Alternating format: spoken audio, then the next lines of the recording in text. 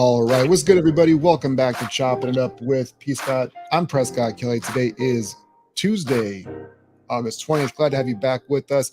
Back on the mic today, we've got LaShawn Brown. We're going to go a little bit further into the state of the Cleveland Browns, everything across the timeline. If you are watching live, you can see. If you're not, for the audio podcast later on, we are talking about if the Chiefs repeat, does that put Bill Belichick in jeopardy of losing his GOAT status?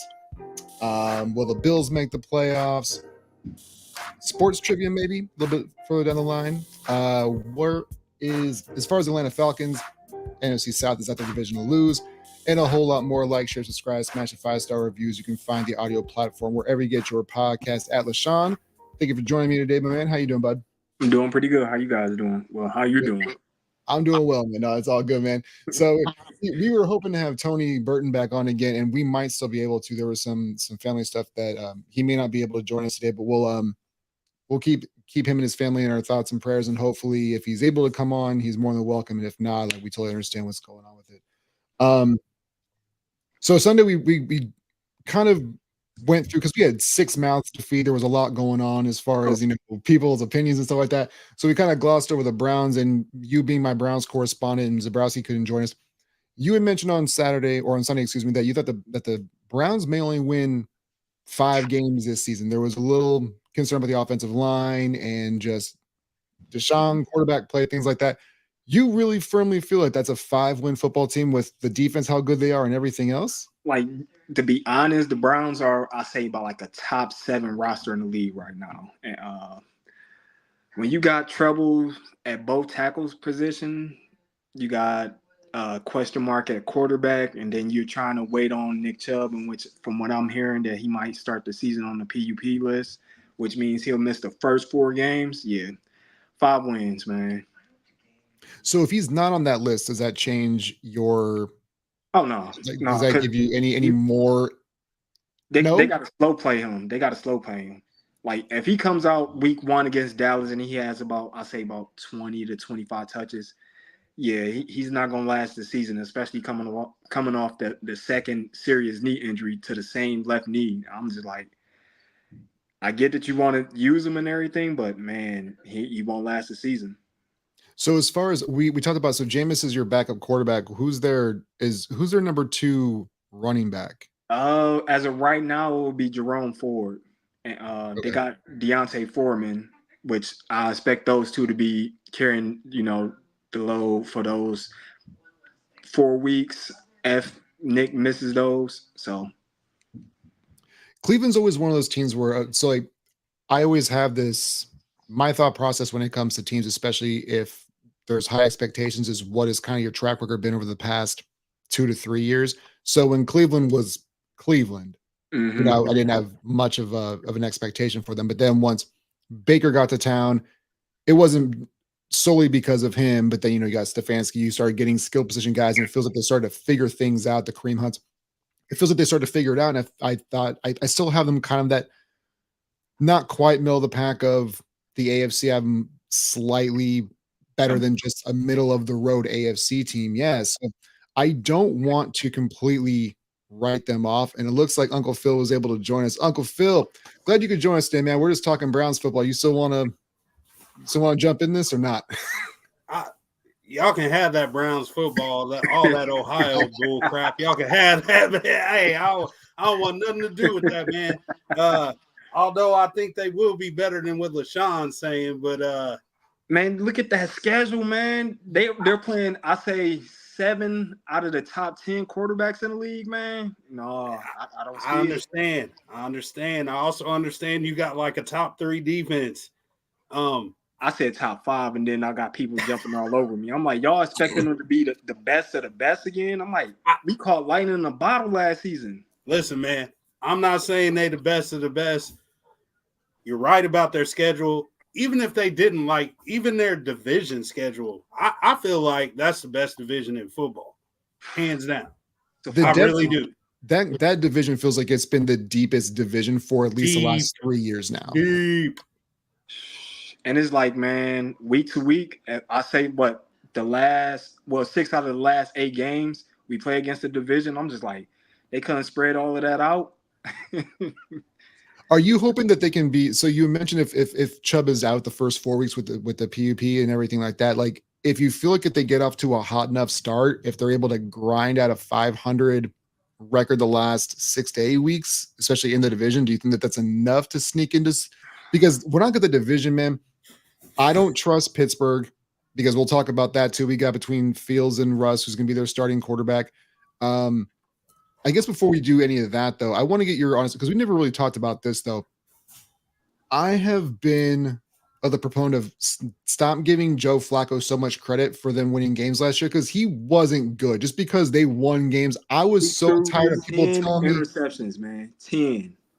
he was not good. Cleveland was just good. He was cheeks. Man, I'm trying to tell people, and then I have fans telling me saying that we should re-sign and let him be the backup. I'm like, no. If you throw 10 interceptions in 7 weeks, man, you are the problem.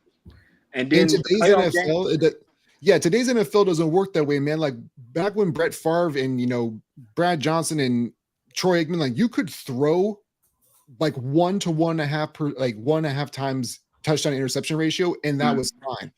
That doesn't fly today, man. No, I say you got to be in an elite category. You got to be 2.5 to 1 touchdown to interception ratio. So when Joe he caught lightning in the bottle, we made the playoffs, and then you could say the clock struck midnight and it was all over with. And CJ, man, in which I told Browns fans, I'm like, do not sleep on CJ. For some reason, I'm like, we're gonna play too much man to man, and he's gonna dice us up, and that's exactly what happened. Oh, CJ Stroud in the playoff game. Yeah. Who?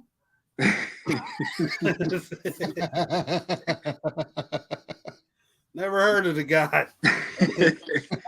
His sister played Tom for Curious. CFL? Yeah. It was No, hey, Stroud's a bad boy, man. He's a bad man. And that's the thing. Like I try to tell Ohio State fans, and he can process defenses much better than Fields, and nobody wanted to believe me about that. They were just worried about his running ability. I'm like, he can run whenever he wants to, but at the same time, I'd rather for him to drop back, dissect a defense, pick them all apart. Like his last game against Georgia, in which I was more mad at Ryan Day for holding him back throughout that whole season. I'm like, he should have had, I say, about 50 touchdowns that year.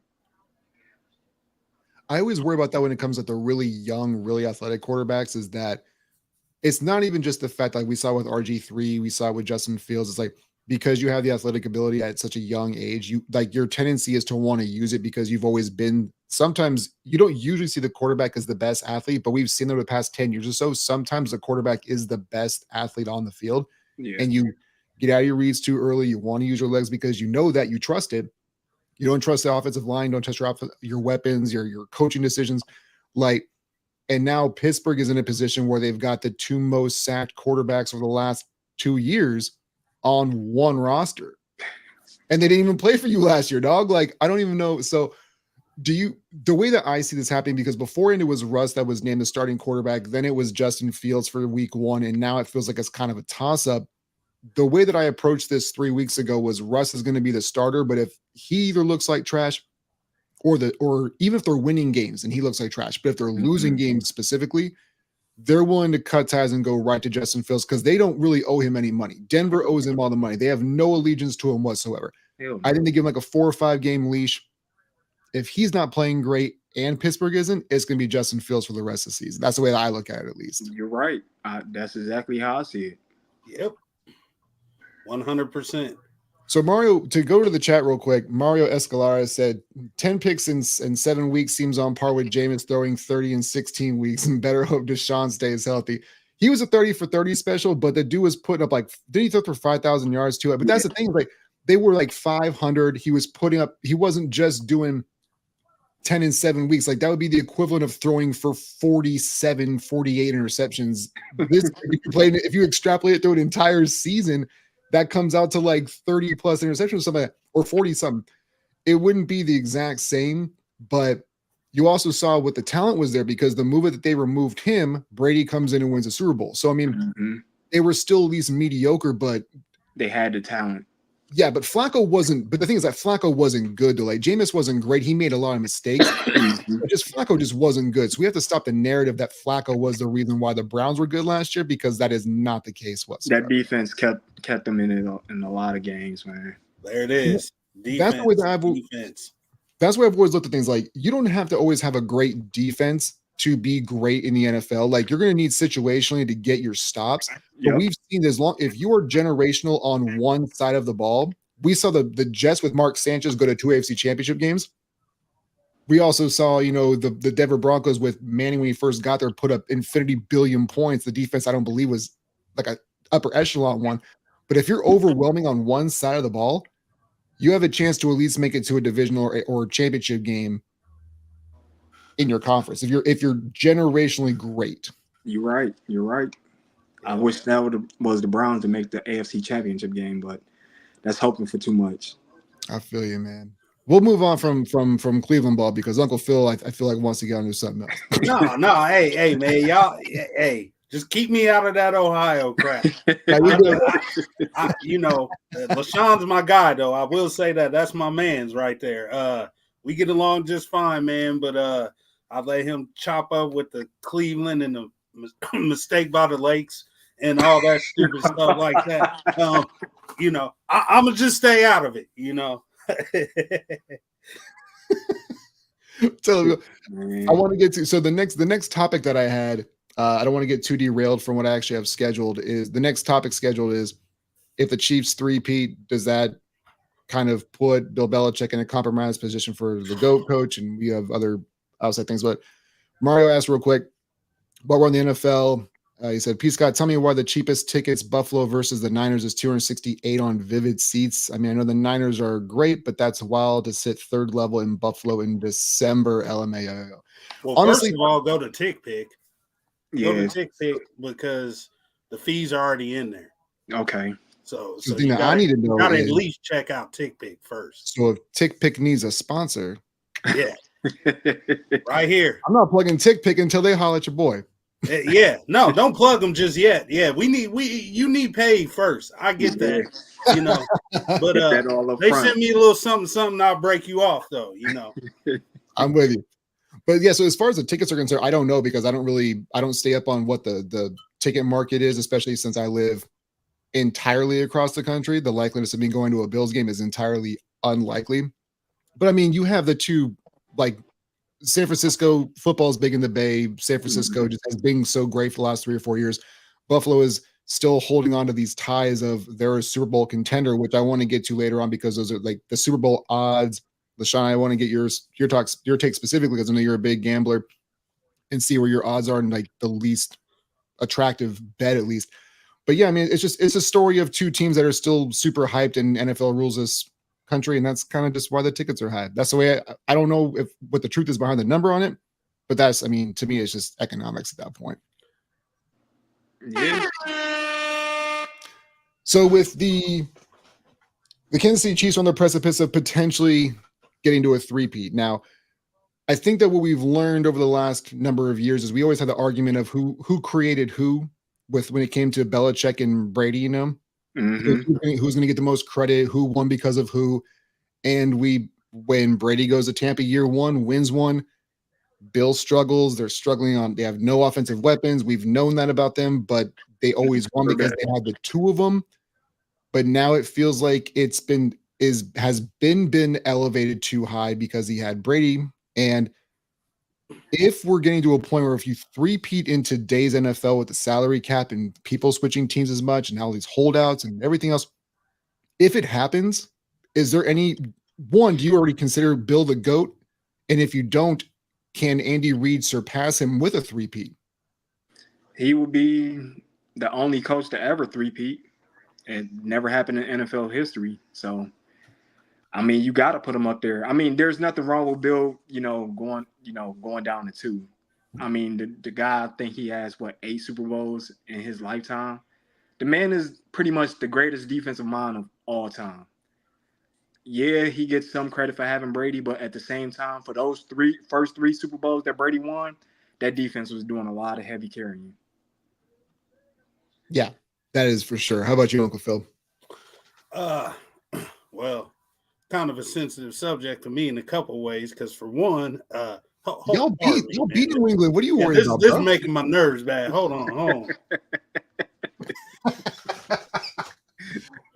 Okay. Oh, that's right. Because y'all had the one Super Bowl loss when Reed was your head coach, but then you got the Super Bowl win down the line. Okay. Right. And we lost to Kansas City in the Super Bowl. So I love Andy Reid, man. He took us from the slums. Yeah. And put us up there by the Jeffersons, because I'll tell you what, not that it's the greatest thing in the world now, but it was really rough being younger, being the Eagles fan, man. You know, you go to school with your Eagles gear on, knowing you're only going to win 3 games at best for consecutive years. I'm like, man, you know, man, it's kind of rough. But along came Andy Reid, and then all of a sudden, poof, like some type of magic, we was good again. Were you with the booing 5 Donovan NFC McNabb? championships, which kind of stings because he never got a Super Bowl. However, if this dude three-peats, he's a GOAT. Well, because you got to figure, like, even when he was in Philadelphia, they went to what? Was it 5 NFC?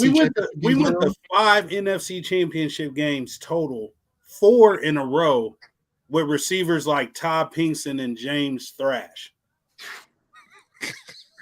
Freddie Mitchell, the people's champ. Boy, you ain't the champion of nothing.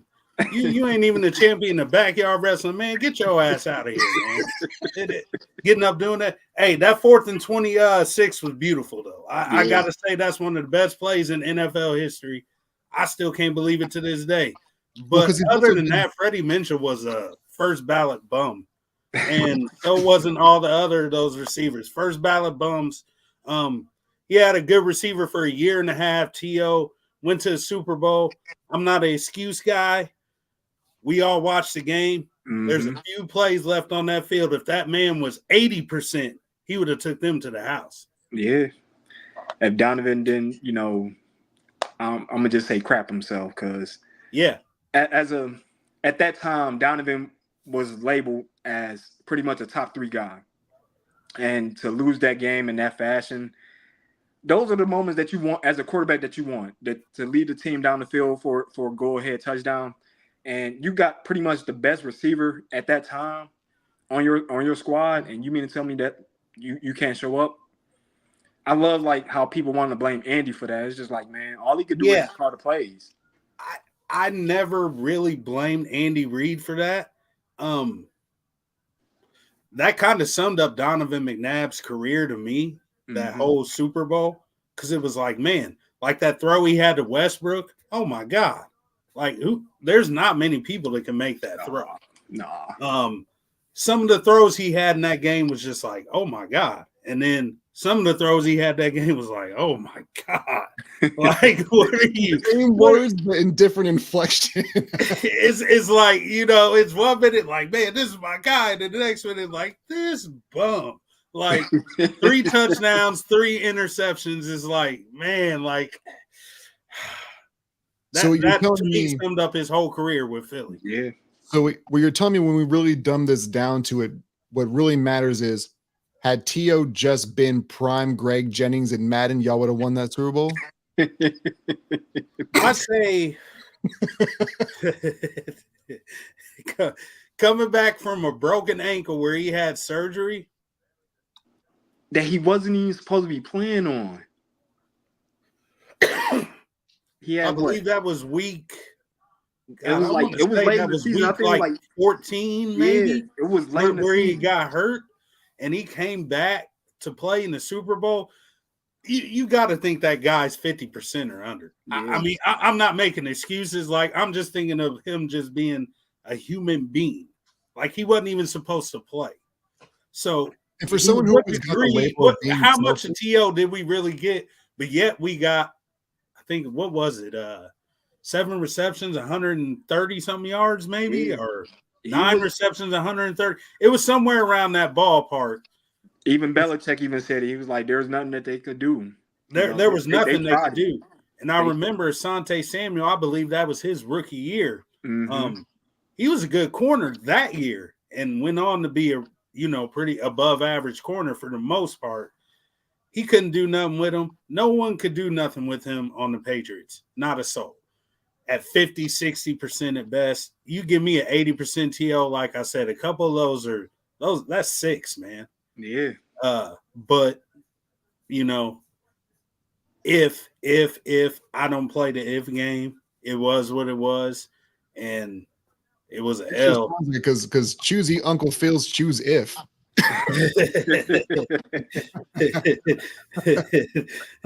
No, man, that's just what it was, man. Yeah. And it's wild too, because like T always got that rap that he was a selfish player, but like that one instance alone, I feel like is enough to kind of, just because you on camera a lot doesn't mean that you're a selfish person. I feel like when it comes to just the game of football, I feel like he gave what he had. I feel like a lot of people are labeled selfish, and they're not even selfish. They're just confident. They're confident. It's not even cocky. They want to win. Yeah. I know that I can help you win. I know my abilities. I know this dude can't hold me. I know this dude over here can't hold me. Mm-hmm. I know second string, third string, nobody on this field can hold me. Give me the damn ball. That's always the weird dynamic too, because like you need to have the confidence to be able to do that, because when you're in that such of like an isolated position, you have to feel like you're the best person. Even if you know that you're not, you've always got to approach it that way, because if you don't feel like you are, you don't always have to say it out loud. That's the thing. I feel like that's what is the turnoff for most fans, is like when you articulate it out loud, that's what gets fans standoffish. But I think we all know that if you're making it to the highest level professional athletic ability, especially in the biggest sport in our country, we know that you're good at what you do. But it doesn't bother me when people say it. Go ahead and do you, man. Like go ahead and gas yourself up. I'm okay with it. Like my dad always said, it ain't bragging if it's the truth. Give that man the damn ball. Yep. Hey, like the great T-Pain, ain't tricking if you got it. Exactly. So I'll get back to the chat for a moment, and then we'll move on to the next thing. So we always got the old heads. We always gotta say check Shula's record. We're aware of Don Shula. We are aware that he's an all-time winningest head coach. How many Super Bowls does he have? But see, this is always the argument. If we're going to rings versus wins versus longevity versus, he also coached for 973 years. I don't think that's at some point we gotta, it is what it is. But and then so Mario is just kind of reiterating what you had mentioned. Uncle Phil, T.O. lit them up with a broken ankle. That's all on Donovan. And as far as the Falcons, the next topic we got is the Atlanta Falcons, because I know that Zeb gave us a little bit of info, but I could tell he was still a little bit wounded. So on to the NFC South. So Taylor, who had mentioned the Don Shula record, is also still in the building, and it said, as a Falcons fan, Weapon X, Curse, Trotter, that D was lethal. Oh, I think he's just going back to reminiscing about the NFC Championship. Yeah, that mean the hard war, man. Yeah, I know. I see you. I just don't want to talk about it. I get it. Trust me. Look behind here. I feel you, dog. I feel you. So with the Falcons made some pretty interesting moves in the offseason. I mean, most specifically recently, they got another safety. They went ahead and traded for Matthew Judon. I'm not sure what that's going to do as far as long-term, or if they're even looking to do that, if this is more of a rental. But the NFC South has been kind of what I've always equated, just like the South divisions, to be kind of the weaker of the divisions of both conferences, So the NFC now, with the Saints are on the downfall, or they still haven't been able to recoup. The Bucks, I think, are still going to be good. They're the only team for me. I think Atlanta should be the favorite based on just all the skill position guys, and now getting the upgrade at the defensive line, the secondary.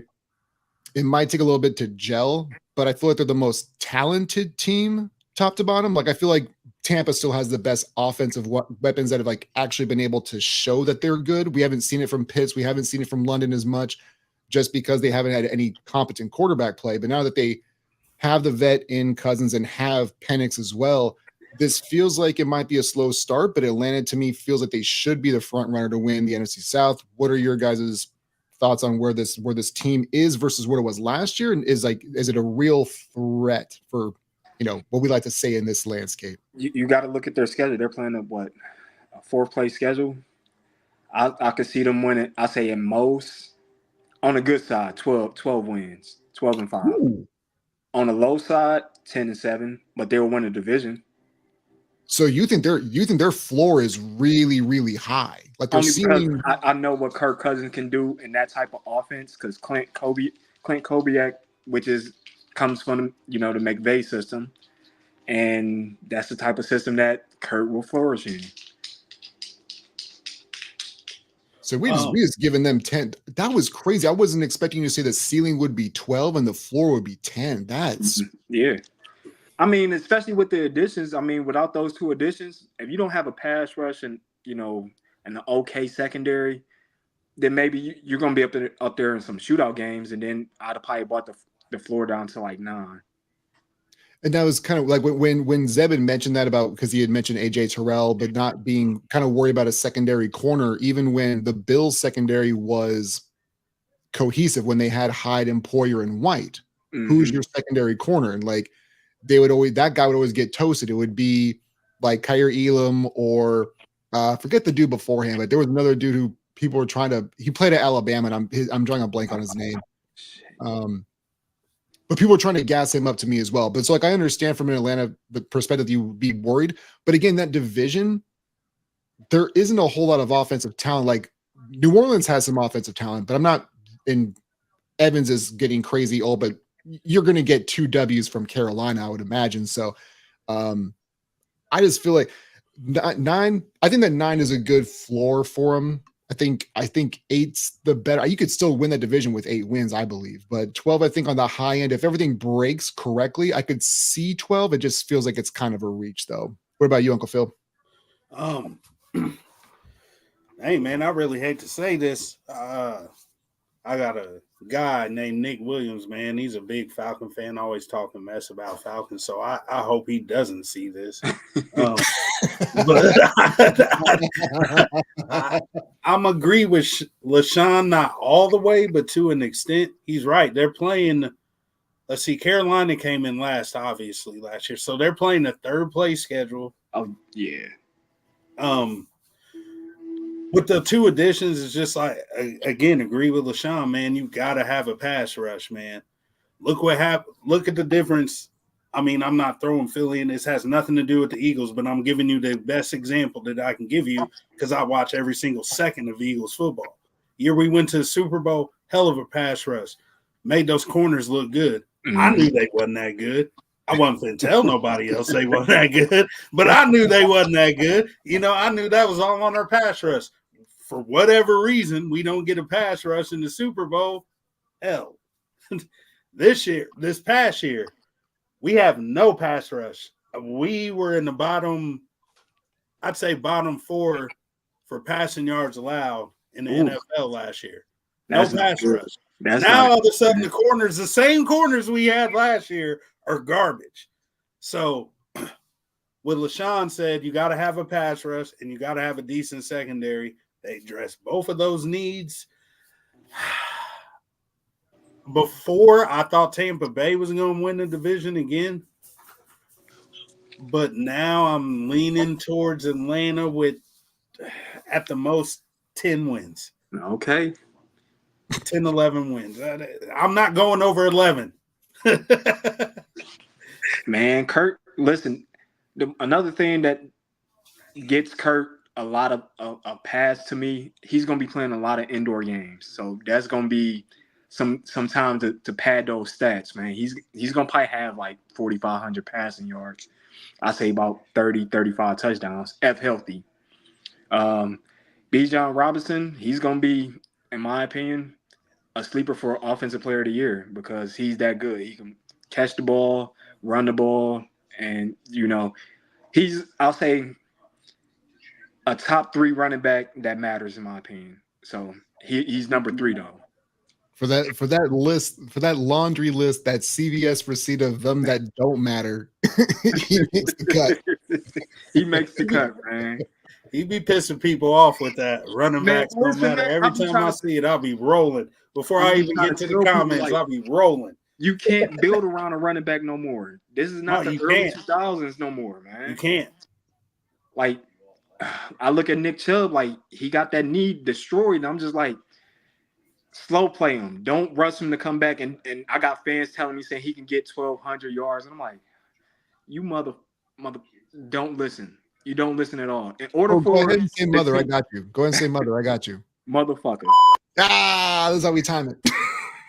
Listen, man, it's just you can have a running back, but you can't let that running back be your best player, especially on offense. So, but he can be your best player on defense. He could be, yeah. That you could keep away. So that's fair. That's fair. You look at CMC, like I still say if the 49ers would have beat the Ravens last season and he'd have had like 120 yards in a win against them, he'd have been the MVP.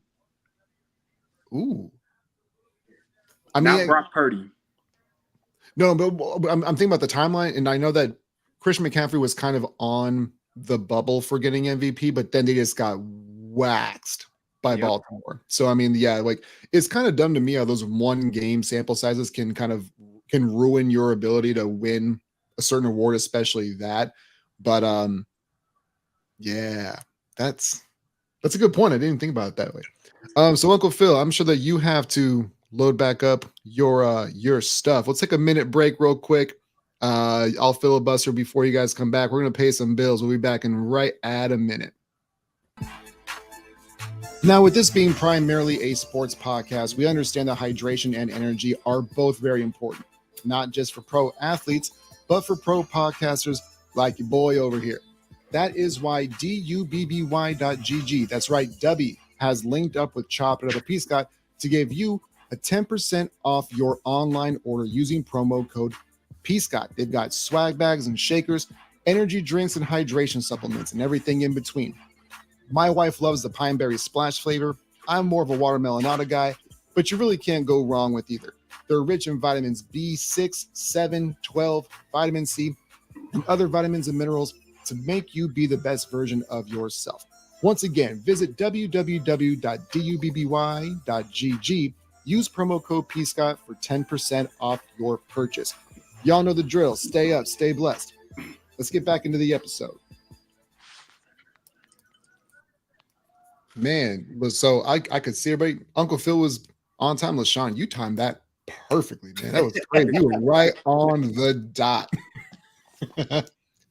So where do you guys want to start with as far as NFL Rookie of the Year or MVP?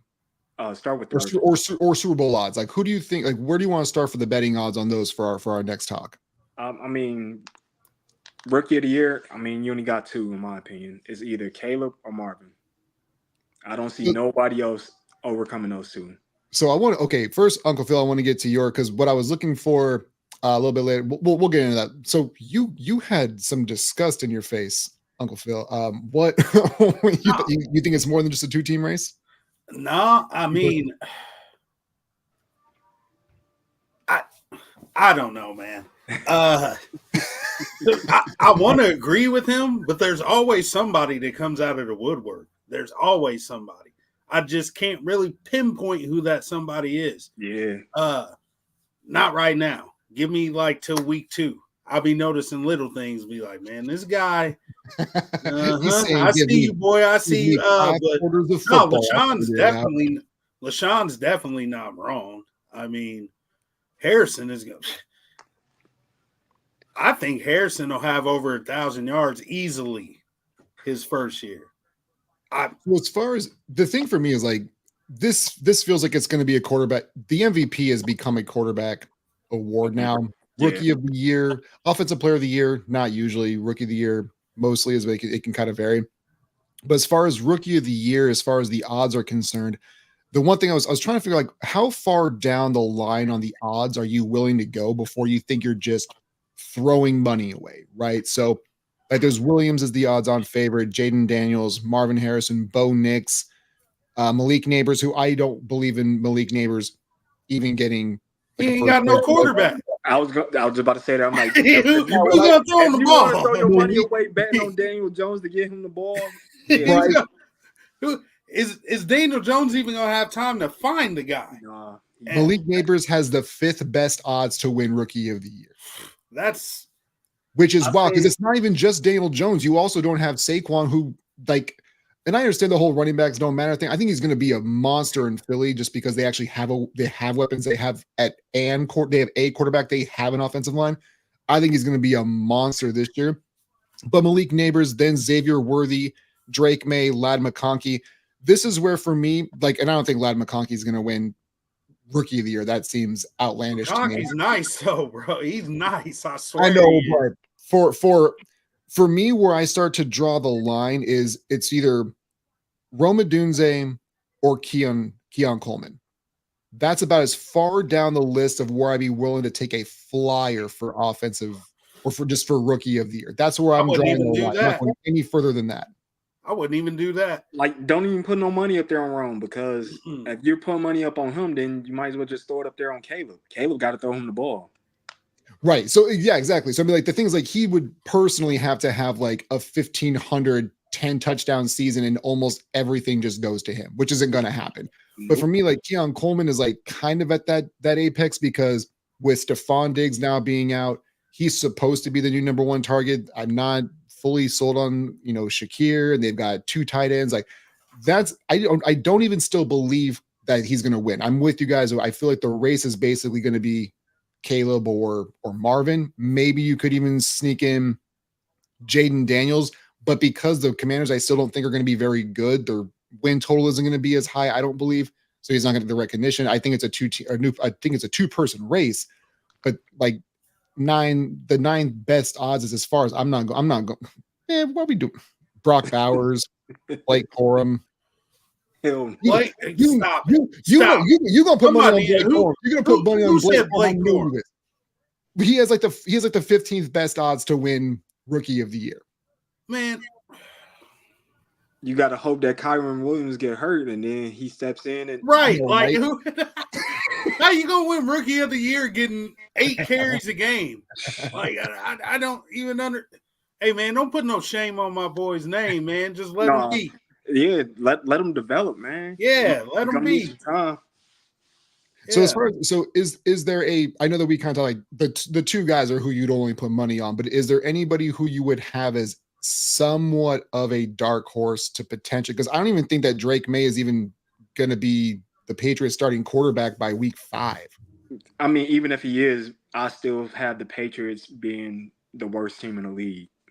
Look at their schedule. If they don't win week 1, there's a good chance that they're going to probably be, I say, 0-9, 0-10 by the time it's the bye week.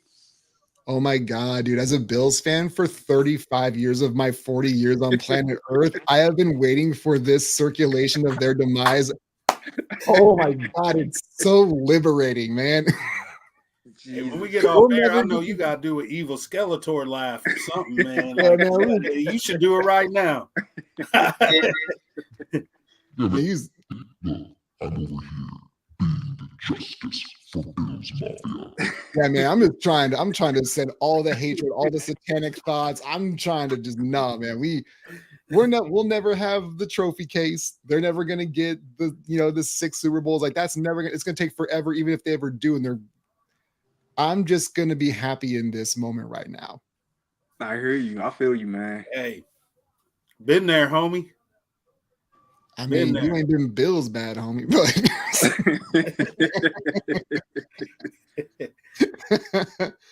so before we move on to the Super Bowl favorites, I wanted to do something real quick. LaShawn, Uncle Phil, do you wager a lot? Do you bet?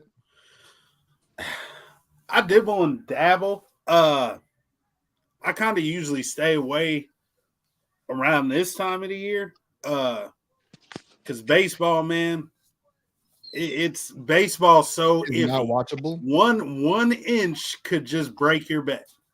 Literally, just bust your parlay. So I'm pretty cool on that. But this, coming up next week, I'm not gonna jinx myself, but I'm solid. I'm probably above average at college football and average to slightly above average in the NFL. But I have learned you never bet with your heart. You always bet with Bet your with your head. head. Bet with your head, man.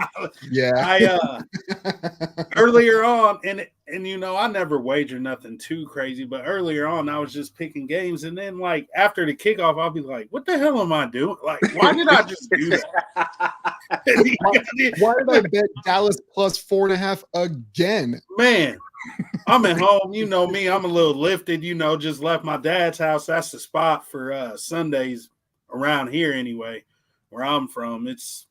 I'll send you guys video one time. But anyway, that's where people go. And I'll leave from there, obviously not sober. And I'll come home and be like, man, fuck the Cowboys. Putting a bet, and they're fucking like 10-point favorites to win. Like, why did I just do that? Like, that's the thing you said was like bet with your mind, not with your heart.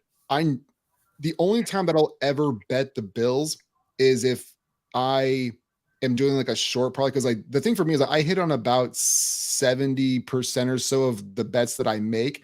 The problem is I always do like $5 11 game parlays that have like a $6,000 payout, because I'm just like, that's $5. Who cares? So it's a lottery ticket, man. Yeah, I know, right? A lot of early on this $5 investment, man.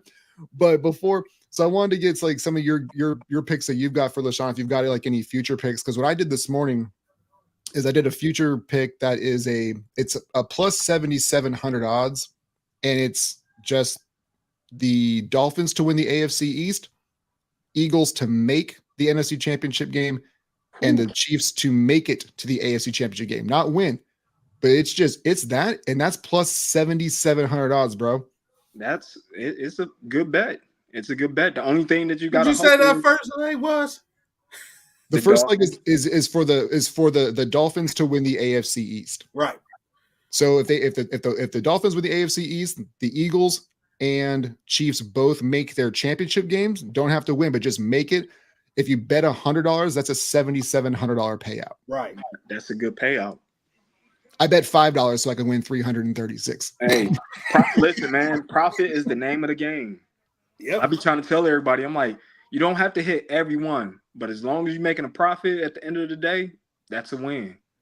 And I'm not going to know this for another 5 months, but I'm going to forget all about that $5 too. Yeah. Yeah. I kind of try to keep that like as low as possible. Like LaShawn, like I would ask LaShawn every now and again, like, hey man, what you got in today? Let me check you out, and I'll send you what I got, and we'll just go from there. Mm-hmm. But my girl was like, man, at the time I was working at UPS, so it just looked like I was working more hours. milk that clock, bro. Then she like, hey, you done bought me a new little fur coat deal. We going to upper echelon restaurants. Like, what you doing? like, not that I don't take her out, you know what I'm saying? But I go to stuff that I can afford. I ain't trying to stunt. Like, that ain't me. So, you take her up, and she's like, you always on your phone. Let me see that. Said, look, man, this is all Christmas money. That's all you bank. Yeah. So I'm pretty solid when it comes to football, though. It's as long as you're making something like LaShawn said. I don't care if you put in a $10 bet for 20 for the win. Yep. You just made a double up. Well, I'm gonna try to get you guys, because I run DraftKings a lot, and every once in a while I'll put a tournament into the Chopped Up with P. Scott page to try to get 200 people in there, trying to get a $2,000 pot, whatever the case might be. So I'm gonna try to run that again along with another fantasy football league, but that's something a little bit longer down the line. But LaShawn, do you have anything as far as like if you've looked up the odds for either the futures, either division winners or whatever? You got any real money slates for the? The one I had announced yesterday is a Super Bowl matchup. I got the Eagles versus the Jets. That was plus 16,000. You got Eagles Jets. You don't let Derek Miller hear this. don't let this grace his eardrums. Man, I think both of those defenses are gonna do a lot of heavy carrying. you'll have your quarterbacks make their plays. Is both sides of both quarterbacks got weapons. I also put in a couple for Offensive Player of the Year. I put in one for Bijan Robinson. I put in one for Garrett Wilson. For Comeback Player of the Year, I chose Aaron Rodgers. MVP, I put $25 down on Josh Allen. You said you did that just to spite me. I put down 100 on Jordan Love and CJ Stroud to win. So wait, for them to win MVP. You put 100 on each of them? Yes. Yikes. Jordan. Oh, okay. Hold on. All right. So all right. We're going off script for a moment. You're that high on Jordan Love? Yes. That's wild to me. Before last season, we thought that he couldn't play at all. And through week 6, we still thought he couldn't play at all. And then it's like he beat Kansas City and he took off from there. I feel like the Packers this is an extreme, this is hyperbole. I need people to understand where I'm coming from. But every single year it felt like for the last 7 years, Jets quarterbacks, this is, excluding Aaron Rodgers, when they'd have rookie quarterbacks, the last 4 games or so, they'd look really good and they talk themselves into when their games don't matter anymore. Well, Sam Darnold, well, Zach Wilson, well, whoever you want to input there, they're figuring it out, and they'd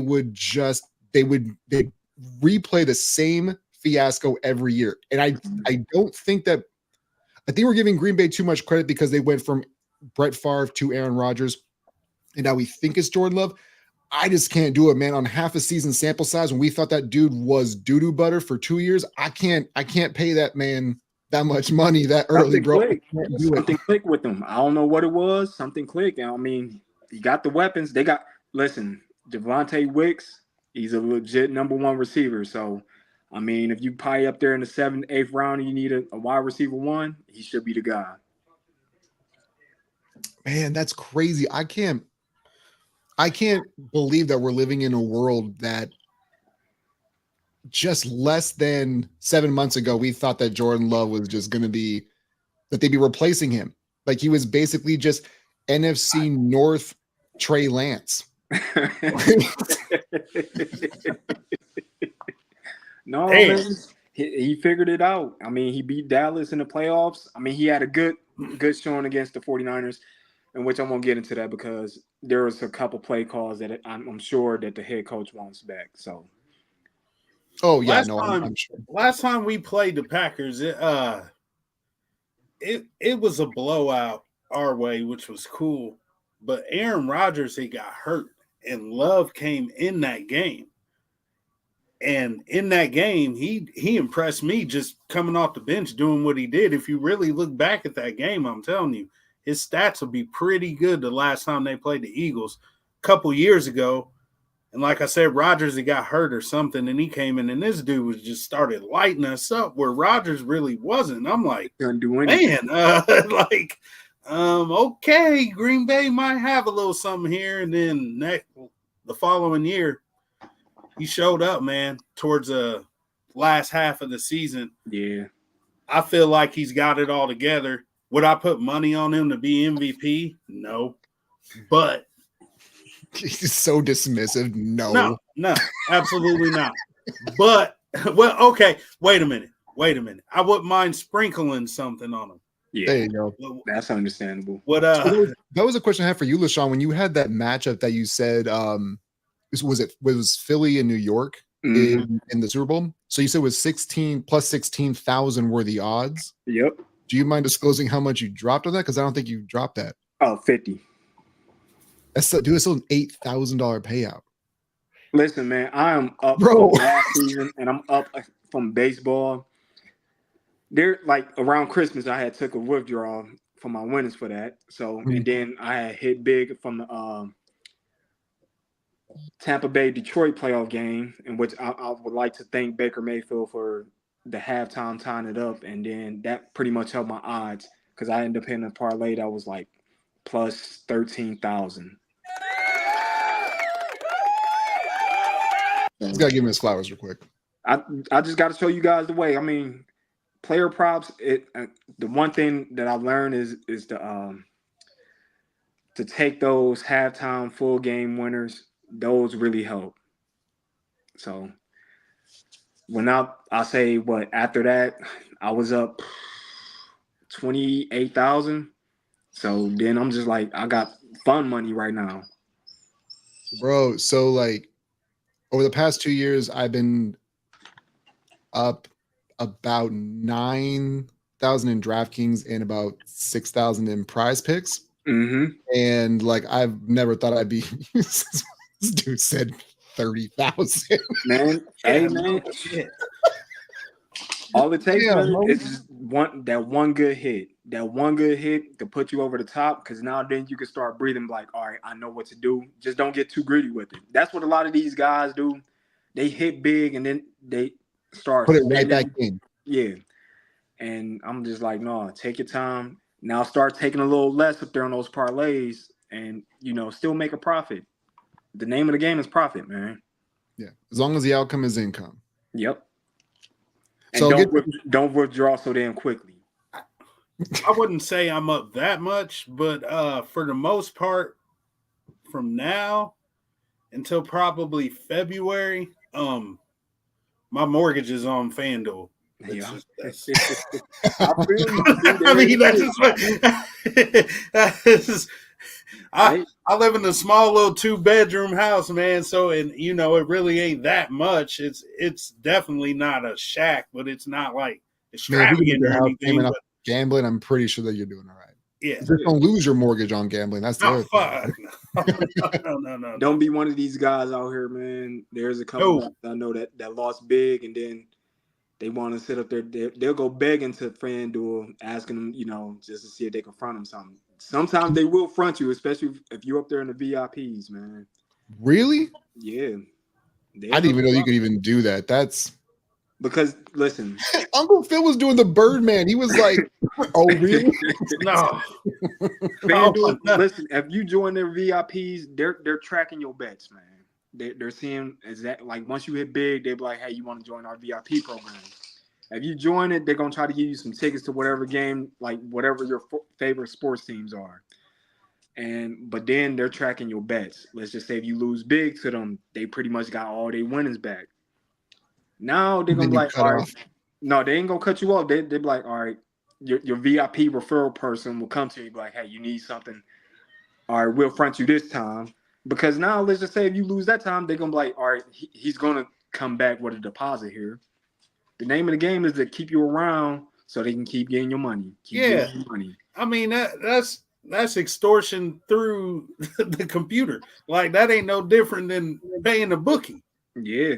I mean, I ain't getting in that stuff like that. That's too deep for me. That's why I'll never want to be in that VIP club. I didn't even know that was even an option. I told a couple people, I'm like, don't join it, man. Because once you join it, that's a setup.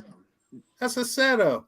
I'm not gonna lie though. If I ever got that invite, I'm absolutely pressing accept. Like I'm wearing that badge like a badge of honor, bro. Like I'm not turning that. They're gonna send you that. They're gonna send you that email like, hey, what's your favorite sports team? You tell them Buffalo Bills. Let's say they got a home game, and they're like, hey, we'll fly you out to go to this game, get you some good seats, all because they want to see if they can get that winnings back, man. So, I mean, as long as it's like an AFC Championship game that they win. Honestly, that kind of makes you wonder, though, right? It it's does. Like, oh man, we gonna fly you out to this game, hoping that you bet on them. Yep. Like they introduce themselves to you, and then you lose on something fluke or something. You're gonna look back at that, and be like, "Wait a minute, man, these dudes." Yeah, they're gonna treat you like Tommy on Goodfellas, man. You gonna walk in there thinking they waiting for you right there. They waiting for you, man. Before you know it, you out of there, man. Man, yeah, that's a setup.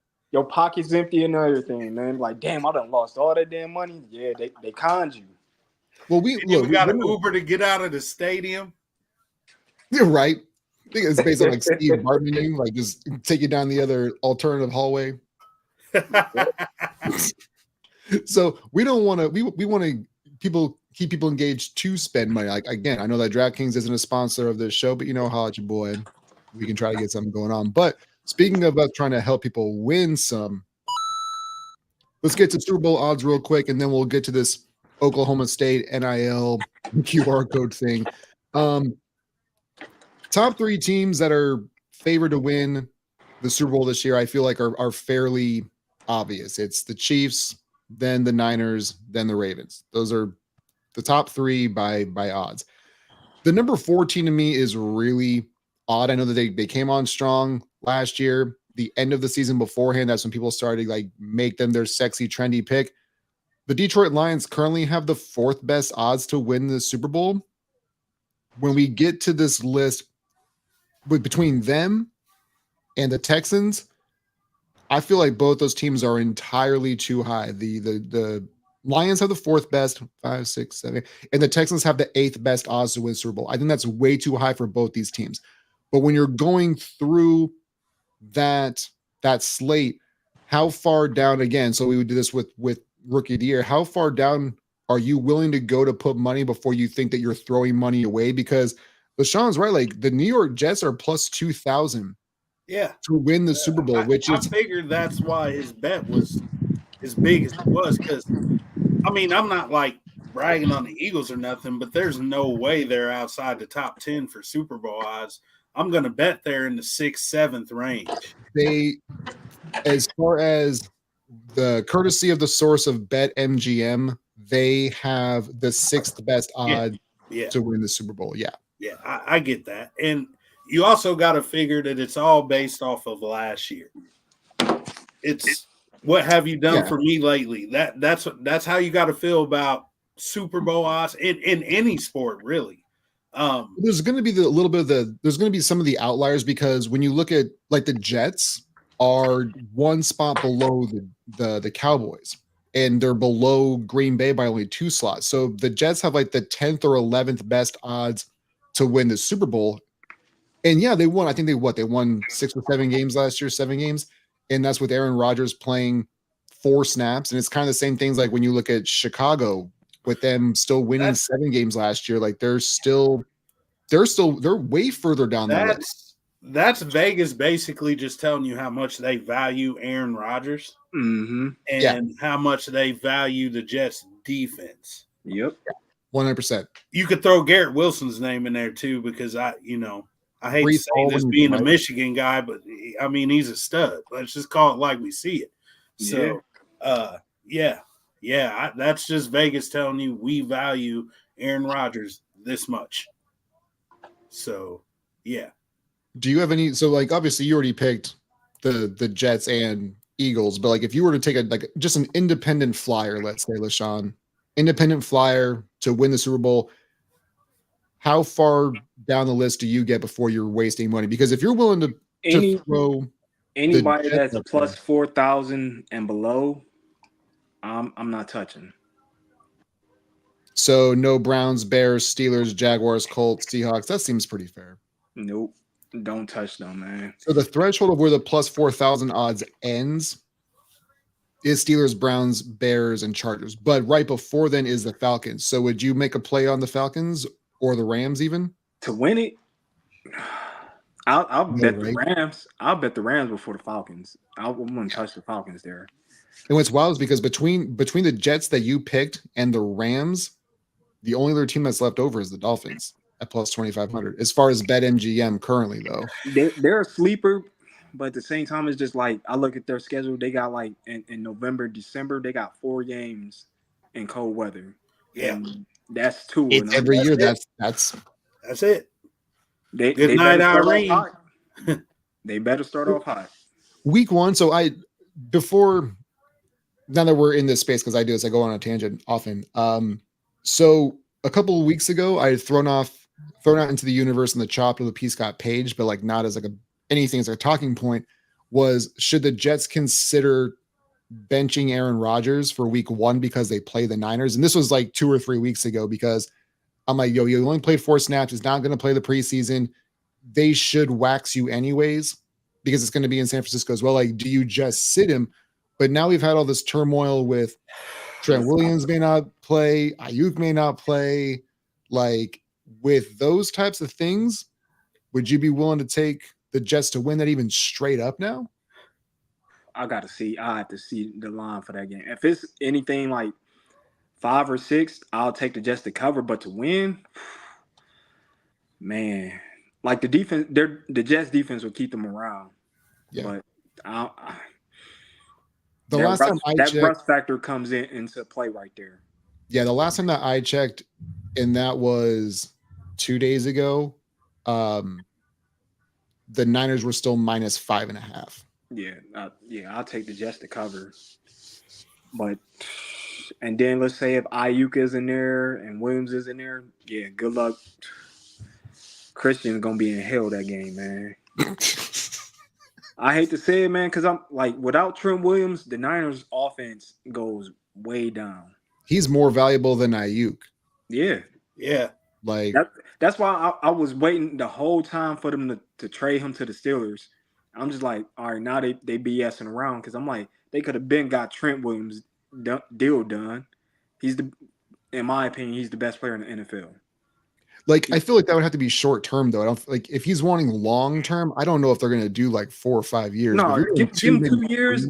2 years, about like, I say about 25, 28 million. That's about it, man. Because you still got 2 years left of Purdy this season and next year. Yeah. And then even if he, sits up there and complain about it, like, hey, you got to come here, you got to perform. And then after the 2025 season, we could franchise you. So, and what are you going to do? Hold on your $82,000 a year salary? No, don't do that. Like, I get that he's going to probably go to them and be like, hey, I want like 50, 55 million. In which, in my opinion, the second he signs that dotted line, he's losing 3 weapons on offense. Yep. Well, see, that's what we always kind of worry about is who is going to take the team-friendly deal, and team-friendly can be a little bit, it's like an arbitrary statement just because like the money is always going to keep growing. Like the salaries for quarterbacks exponentially, like it's going to continue to grow, but it's the percentage. So like even we're seeing wide receivers getting paid $35 million a year now.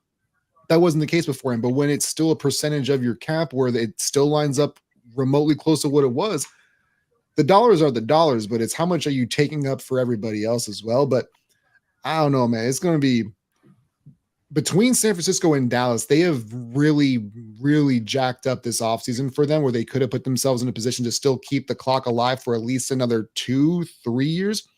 And it seems like after this year, if either one of them don't win a chip, you need to just blow the whole thing up. I think that's what Jerry's hoping for. That they just need to implode and just get it all over. Get it all over with. Keep Micah. Give it completely to his son, cash it all out, and just be like, I'm done with this. They can both go as far as I'm concerned. Why? Like that's why I hate when GMs wait. Like as soon as the season was over with, hurry up and start negotiating. Exactly. Don't wait for these new deals once free agency starts opening up, because now that cap went up, and now those players that did get extended. Now you're going to be paying, like CeeDee Lamb. I heard that he turned down $33 million a year. And I'm like, it's not that it's $33 million a year. It's how much is the guaranteed money. Right. And if it's not in the neighborhood to what Tyreek Hill is getting, I don't see CeeDee Lamb touching no contract at all. No, you figure as far as because especially because Tyreek, I'm like, I don't have the numbers in front of me, but he got what, 70 to 80 million guaranteed? 78. You are not. Yeah, exactly. They're all looking at it. You don't have to be the best.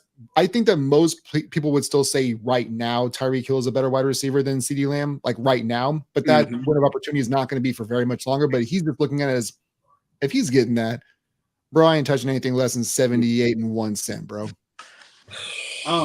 Philly and a few other teams are really good at doing that. Cowboys fans made fun of Philly a lot online for signing Jalen Hurts, Smitty, A.J. Brown, all 2 extensions, or signing Jalen Hurts early before. Now they just saved themselves. Yeah. I don't know, probably about $50 million. No big deal, though. No, I'm like, you idiot. Don't you understand that you have to sign these guys before the next guy makes 25 million more, and then Yep. the next guy makes 15 more than the 25 million. Now you're in the 40-50 million dollar hole.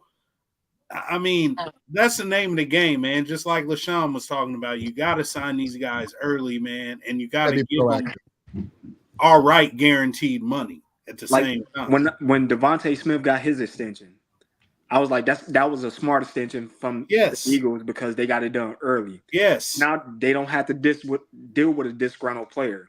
They got AJ Brown done right after that, and I'm like, they're going about it the right way. Now you see Dak. He's going to want to test the market because he has a no franchise tag clause in his contract.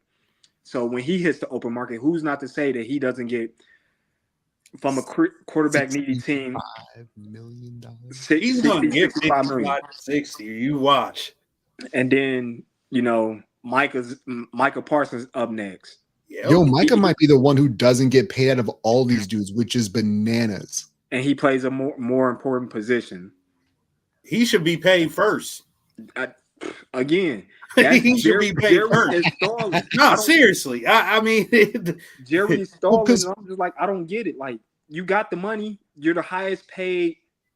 The highest selling team in the NFL. I seen that they're worth $10 billion, and I'm just like, what are you waiting on, man? Well, you could have had this all done. Well, the problem with that is that's not even his money. That's an estimated value of the franchise. But that's the thing is when it comes to the salaries of players, that's salary cap. That's got nothing to do with how much money he's got. Now, when it comes to coaches, yeah, bro, you can go ahead and sign. You can go and dig up Vince Lombardi right now and go and recreate that man and pay him $40 million a year if you wanted to, because those salaries aren't attributed to the actual salary cap. But Mike is gonna want 30, 35. That's gonna be wild, bro. And he'll get it. If the Cowboys don't want to give it to him, oh my God, some team. You can come to Buffalo, bro. Von Miller's gonna be out of here sooner than later, my guy. Man, it's just all bad because I'm just like, what are these teams thinking? I'm like, you look at the Ravens, the Eagles, Browns. Who's another team that deal with extensions early? Pittsburgh generally, yeah, but not so much offensive guys, but it's always on the defense. Detroit has been lately. Yeah, they've players. Detroit's been They signed St. Brown and Goff all in the same offseason. I'm just like, get it done as soon as you can, man. Don't stall because when you stall, the dollars goes up, man. Sure do. Well, I want to get to this last topic because I feel like it was interesting. I saw this when I was just scrolling through my socials this morning. And I'm not a big Mike Gundy fan, but I want to see what y'all think about this. So I know that Mike Gundy is not big on NIL and doesn't want to talk about it, but Oklahoma State, I'm not sure if you guys saw this morning, but Oklahoma State is now allowing players to have a QR code on the back of their helmet that sends them directly to, I guess, Oklahoma State's NIL page, and you can donate money. Players. One, do you think it's a good idea? Two, do you think it lasts? Because from me, and I'll filibuster while you guys can generate your thoughts. I think it's going to be a cool idea. I think that other teams are going to copycat it for a bit. I don't see this being a business model that's going to actually stick around, though. I think that if you want, the businesses are going to reach out to the players or the colleges themselves. What they're betting on is drunk people just scanning it on their phones, while their favorite player does something great in a game, which I think you're going to see. There's always going to be the outliers and the Neanderthals who are going to do it just because we all make dumb decisions at some point in time. Yep. But if you think that's going to be a constant flow of income for your players and your programs in that avenue, I just don't see it lasting very long. I think other schools will copy it for a bit and then it'll fade out within 3 years.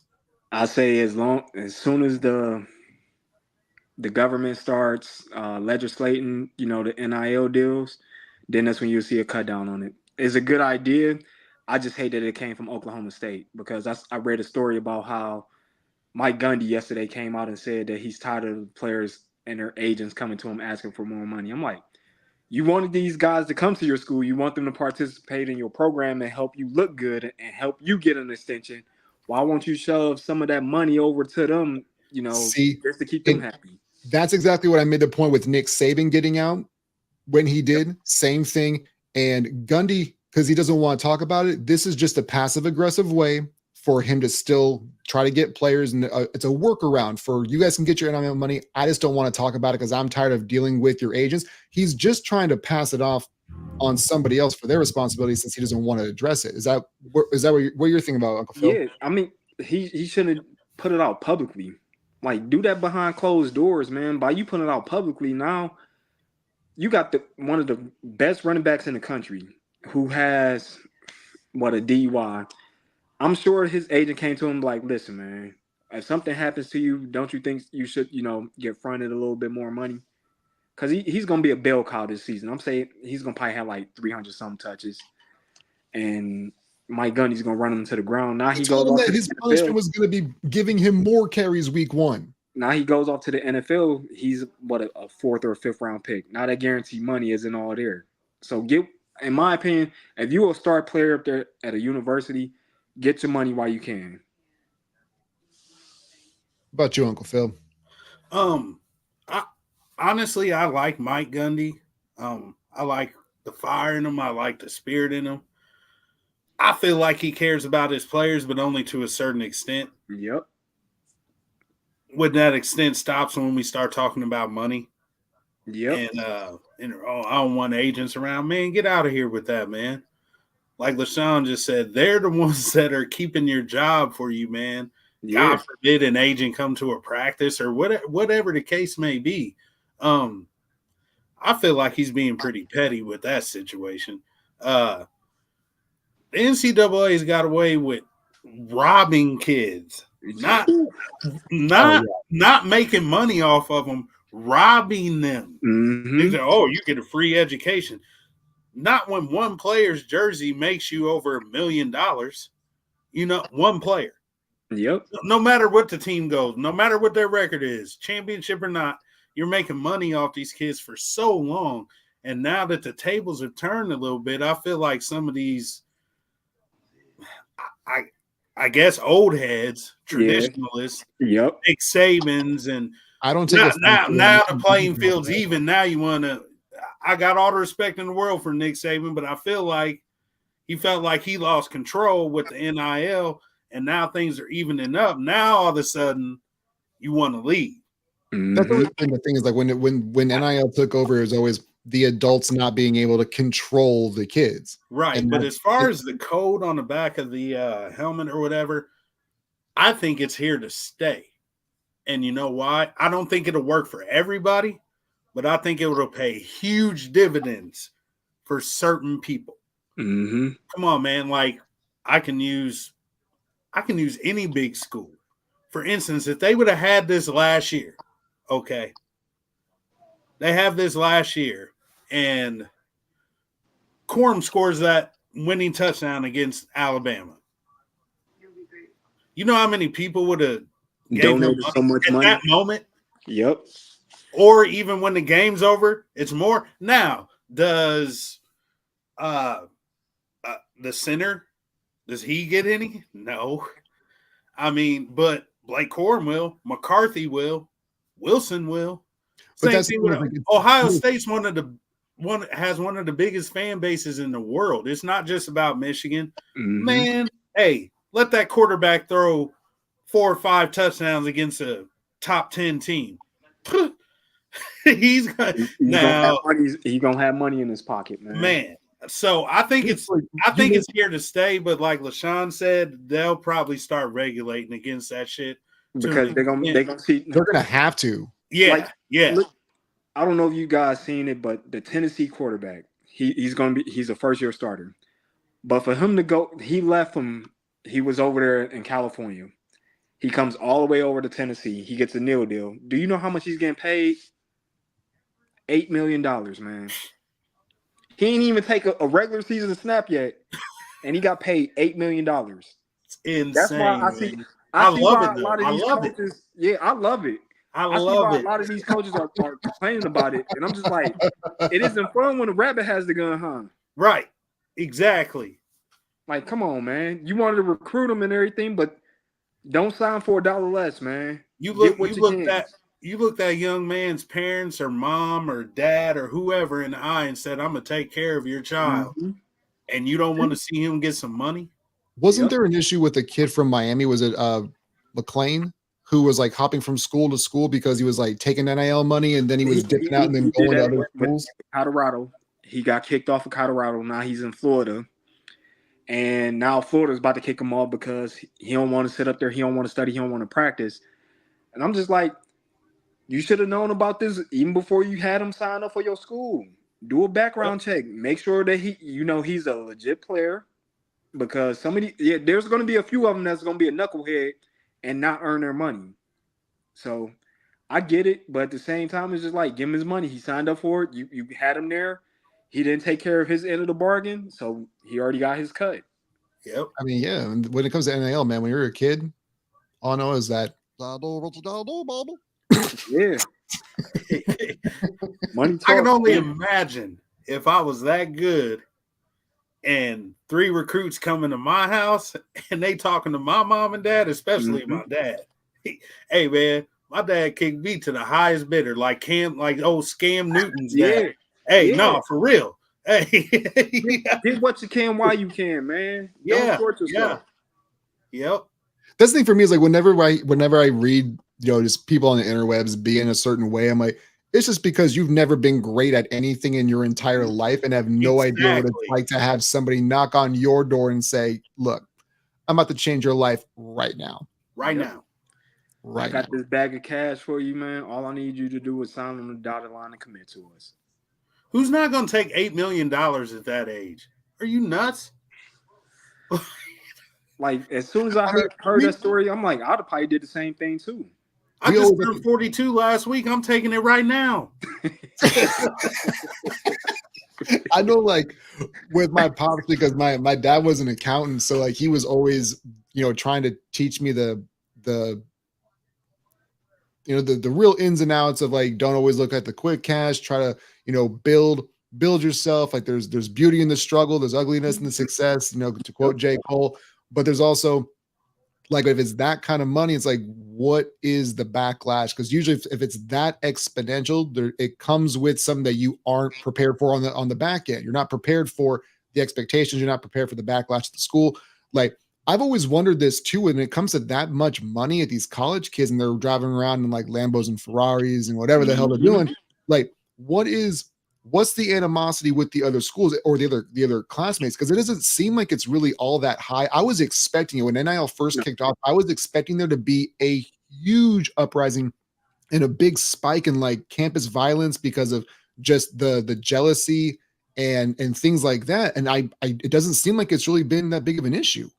Nope. I mean, a few of these guys that got these NIL deals, they'll take care of their own, man.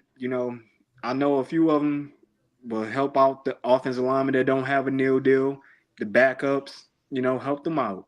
It's not a violation, so I get it. But I mean, I get where you're coming from, that you expect it to, to cause a rift in it. But no, a lot of these guys, they take care of their own, man. That's good, because I wasn't expecting. It wasn't even so much necessarily from like in the locker room, which I expect there's still going to be some of that. But you also know, like when you get to these schools, the guys who are supposed to go to the next level, you kind of already know. It's like when I was playing high school hoops, like I knew that I was never going to get. Once I actually got to be on varsity, I started looking around. I'm like, oh, I don't have a chance to get to the next level, So I feel like when you're in that environment, the players kind of know, but it's more like the students who, especially like the rich kids growing up that already had money given to them by mom and dad, and then you're like, oh well, you're just the athlete and you make more than my parents. I feel like there'd be like this animosity and just this vitriol, but apparently it's not as bad as I thought it would be, which I'm glad. If there's one take I'm glad to be wrong about, it's violence around kids when it comes to college campuses. So I'm glad I whiffed on that one. I mean, I drive by Ohio State pretty much daily.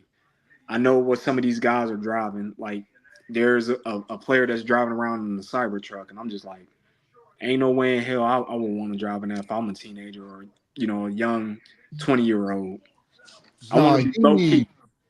It's not even about the money. I'll get you on that. How old are you?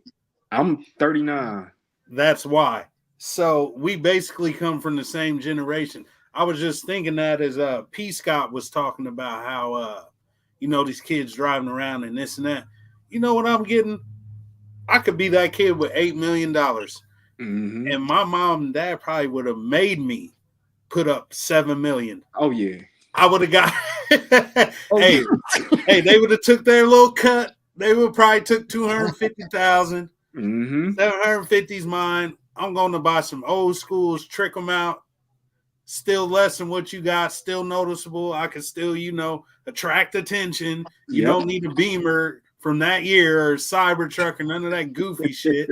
That's the type of stuff, man, you go broke over, man. And, because honestly, $8 million these days, it's a lot to us, but it's really not. I mean, after taxes, bro, it's a lot. Yes, exactly. Right. You're taking home less than 4.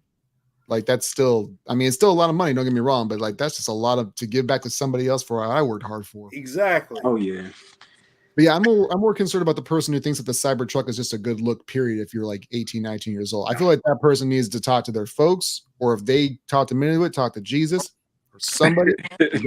Look for you, young fella. Yeah, because I'll see them driving it around. I'm like, man, I don't know about this one, man. Yeah. Ain't about that life. Well, I'll tell you what, fellas, we've been doing this for, I know I slated for about an hour. We always get off topic. I'm really bad at driving or, conducting traffic and all that good stuff. I'm going to let y'all get out of here. But Uncle Phil, LaShawn, thank you guys again so much for joining me. I appreciate having you guys on the show a lot more recently. And hope we can continue to do it some more. Of course. Thank you guys for your time. You guys know the drill. Stay up. Stay blessed. We'll talk. Oh, go ahead. What you got? You got that $50 bet, right? Yeah, you know it. Okay. I'm just making sure. You want to make sure the interweb. Yeah, I'm gonna hit you up if I come that way. If I make it to that Cincinnati game, it's kind of 50-50 right now, but I'll be somewhere in the neighborhood. I can't go to Philly this year because I know I'm pissed. I went to WrestleMania, so I'm good with that, but I'm on work probation for 6 months at the new job. No. Oh, I don't get off until November 1st, so I'm really not trying to call off. And Philly's usually a 3-4 day deal, man, coming from Illinois. So, I'm going to hit you up, man. All right, bro. Yep. All right, man. Thank y'all guys so much. You guys know the drill. Stay blessed. LaShawn, Uncle Phil, we'll catch y'all on the next one.